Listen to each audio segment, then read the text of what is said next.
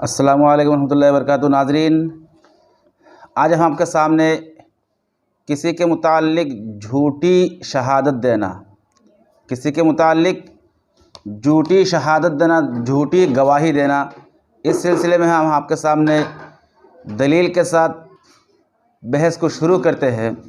चूँकि आजकल ये झूठी शहादत और झूठी गवाही देना ये बिल्कुल आम हो चुका है।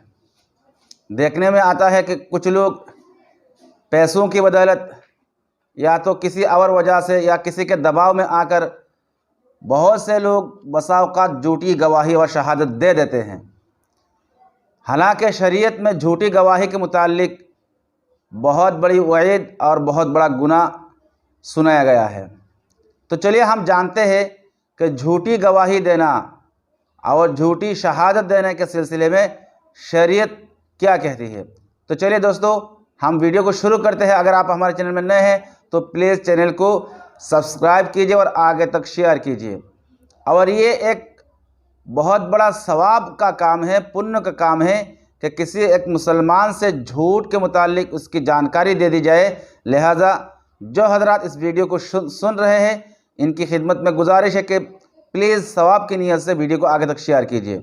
दोस्तों, हज़रत खुज़ैमा बिन मालिक, हज़रत खुज़ैमा बिन फ़ातिक रज़ी अल्लाह ताला अन्हु से एक रिवायत मनक़ूल है कि जनाब नबी करीम सल्लल्लाहु अलैहि वसल्लम ने इरशाद फरमाया, एक दिन सुबह की नमाज़ पढ़ी, जब आप नमाज से फ़ारिग हुए तो एकदम खड़ा हो गए और फरमाया कि झूठी गवाही शिर्क के बराबर कर दी गई है, झूठी गवाही शिर्क के बराबर कर दी गई है। ये बात आपने 3 मरतबा इरशाद फरमाई। फिर जब सूरह हज की ये आयत तिलावत की, फ़ज्तनिबुर रिज्स मिनल औसान वज्तनिबू क़ौल ज़ूर, बस बचा तुम बुतों की, बुत परस्ती की गंदगी से, और बचो तुम झूठी बात कहने से। यानी झूठी गवाही और शिर्क दोनों से बचने की ताकीद के लिए एक ही लफ्ज़ इस्तेमाल किया गया, फ़ज्तनिबू। कुरान करीम की इस तरह तर्ज़ बयान का हवाला देकर नबी करीम सल्लल्लाहु अलैहि वसल्लम ने इस हदीस में यह इरशाद फरमाई कि झूठी गवाही अपनी गंदगी में अल्लाह की नाराज़गी और लानत का बाइस होने में शिर्क के साथ जोड़ दी गई है। आपने इरशाद फरमाया कि झूठी गवाही के बराबर कर दी गई है, यानी झूठी गवाही शिर्क के बराबर कर दी गई है। यह बात आपने 3 मरतबा इरशाद फरमाया।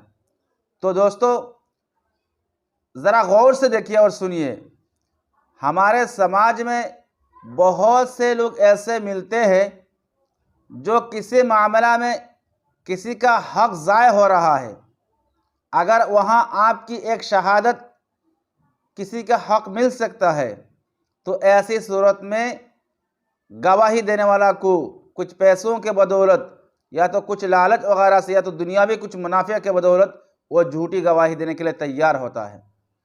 हालांकि हदीस शरीफ में कितनी बड़ी वईद सुनाई गई है।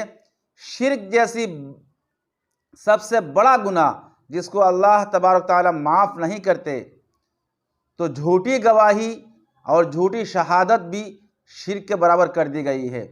यानी एक ही अल्फाज से ये बताना मकसूद है कि जिस तरह अल्लाह की नाराज़गी शिर्क करने वालों के साथ है, उस तरह अल्लाह की नाराज़गी झूठी कसम और झूठी गवाही देने वालों के साथ है। तो दोस्तों, हम सब इस गुनाह से और इस गंदगी से पाक और साफ़ रहने के लिए अल्लाह से दुआ करते हैं कि हम सदा